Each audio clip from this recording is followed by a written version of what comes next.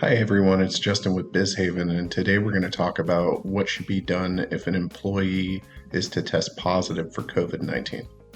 So, for employees who test positive for COVID 19, they'll need to quarantine and may not return to work until at least 10 days after they first tested positive, at least 24 hours with no fever without the help of or aid of fever reducing medications.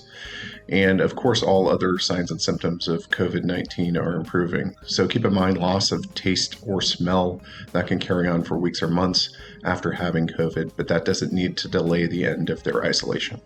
If an employee is symptom free, they can return 10 days after they initially tested positive. For fully vaccinated individuals, they can return 10 days after they tested positive, provided they don't have symptoms.